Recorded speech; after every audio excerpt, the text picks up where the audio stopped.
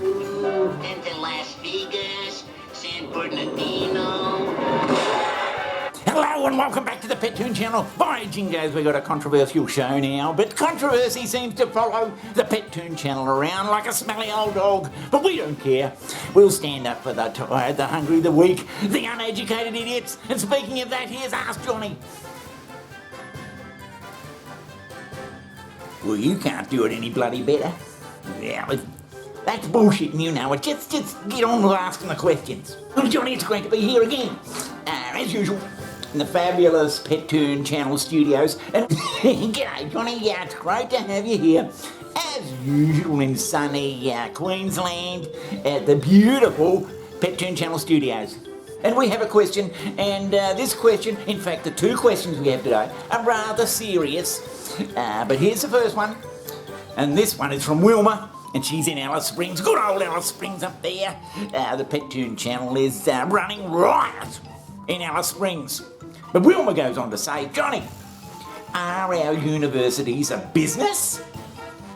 I have heard they are struggling for dollars since COVID.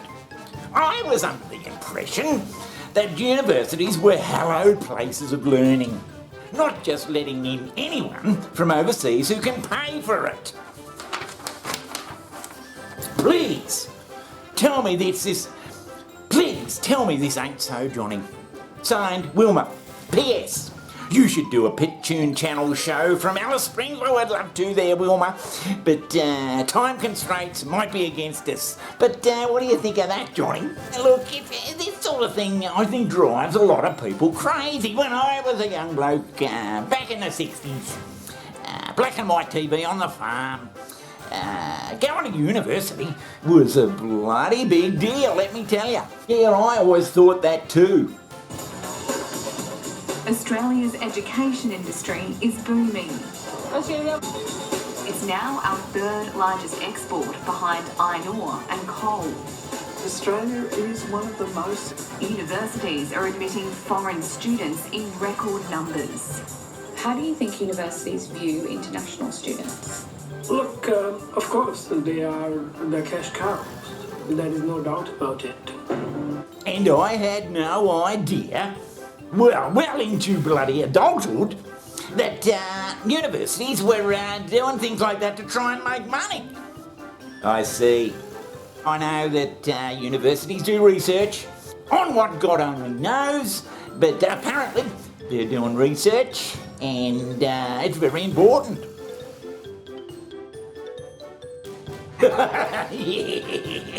Yeah, now apparently these universities make bloody millions by getting people in from overseas, largely from Asia, and I've got nothing against the Asians coming over here, especially if they haven't got a very good education system in their own country. This year, more than a third of Sydney University students will come from overseas. Around the country, universities make more than $7 billion a year from international student fees. But what's the purpose of a university? Is it to educate people from all over the bloody world? Or is it to educate young people from the country where the university is situated? Right.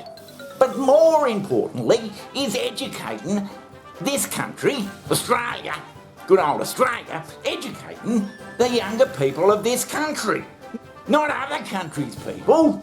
What are the classes like so far? Are there many Australian students? No. We have more international students. There are more Sri Lankans, Indians, Nepalis. So were you a bit disappointed? Because we are not able to communicate or get in touch with local people. And moreover, interacting with the localites makes it easy to understand the Australian culture. Now Australia, it's in the last few years has been slowly slipping down that slippery slide of who's got the most brains in the world. Now, hopefully Australia just won't turn into a whole bunch of dumb idiots. That's the last thing we want.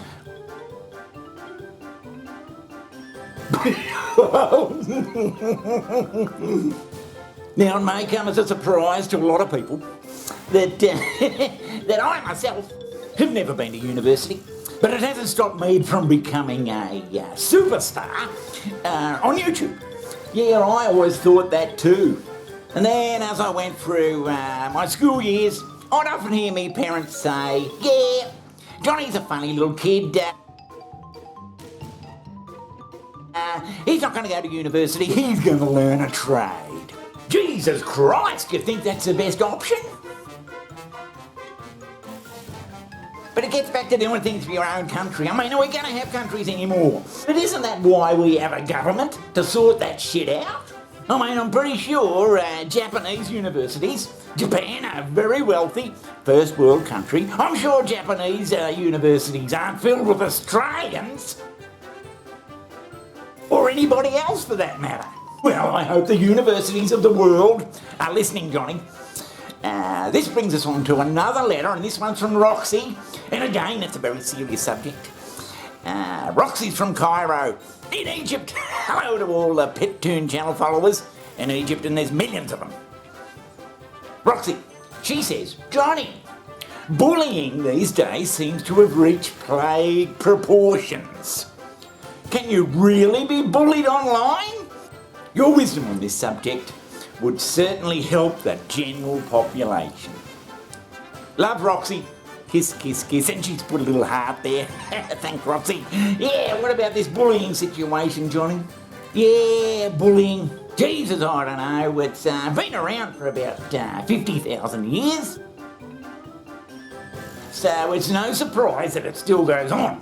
And as a more mature Australian, I find it hard to believe that people can get bullied on social media. But that doesn't say it doesn't happen, because it's obviously happening. To me, it would just seem that you just tell the person who's bullying you to go and get rooted and be friends with someone else. Jesus Christ, do you think that's the best option? But that doesn't seem to cut it, I know. I wouldn't like my grandkids being bullied online, but I think I'd tell them the same thing, to tell those people to go and get fucked and get some new friends. Jesus Christ! But it seems the young people today, they're so integrally tied to their social media devices that losing friends or telling people to go and get fucked doesn't even enter their mind. Now, that's easier said than done for some young person like a 10-year-old. They feel they need all the support they can have and all the friends they can have. And if friends are talking about them behind their back, oh Jesus, it drives them bloody balmy. I understand it. Now, when I was a little boy back in the 60s with black and white TV on the farm, bullying was just bullying, and I got bullied a bit. Everyone did. I was a pretty shy young country boy. Hard to imagine, but I was. And one particular bully would bully me every night after school while I'm waiting for my mum to come and pick me up. Used to drive me bloody balmy and give me all sorts of anxieties. But one day I just snapped and I belted the living shit out of this kid. And you know, he never bullied me again. And not advocating violence from young people, but sometimes a bloody good punch in the nose is the best cure for a bully. Yeah, I always thought that too. And I think it helps self-esteem. I always look back on that moment, and it wasn't the first or the last. And he never bloody bullied me again, and I sort of wear it like a badge of honour. Now, there are times in your life when you're faced with a bully. We know that, Johnny. And sometimes you act on it and sometimes you don't. And I have to say, every time I may have been bullied or pushed around or whatever, even in adult life, I look back on it and I thought, I should have bloody given that bloke a punch in the fucking nose. Jesus Christ, do you think that's the best option? Now, maybe in our educational system, we should be telling teachers to tell the young kids, if you've told us beforehand that you're being bullied, we'll stand by you if you get that kid a punch in the nose.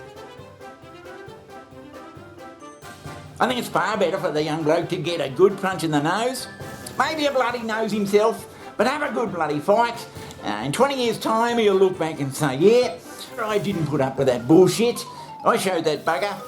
And instead of running to the teachers and saying, I'm being bullied, or mum and dad notice that little Willie, he's very quiet and he's not saying much, it's because he's being bullied. And maybe they should tell him to punch the bastard in the nose. Yeah, well, self-esteem for young folks is very important. Now, this may sound ridiculous, but there seems to be a growing instance of domestic violence in the world. And I always think that it's mainly men giving their woman a hiding. I always think if there was some sort of robot in the cupboard, really, that every time the bloke got abusive or was going to take a swing at his missus, the robot would jump out of the cupboard, run over the bloke and give him a bloody good hiding. I see. I think, if that happened a couple of times, I think very soon the domestic violence would stop. Because the bloke would know that every time he swore at his missus or raised a hand to her, some bloody robot was going to jump out of the cupboard and give him a bloody good hiding. Yeah, I always thought that too. Yes, San Bernardino. I hope you can join us again on the Pettoon channel where we tackle the big issues, let me tell you. Till next time, it's goodbye from me and goodbye from everybody here at the Pettoon Studios.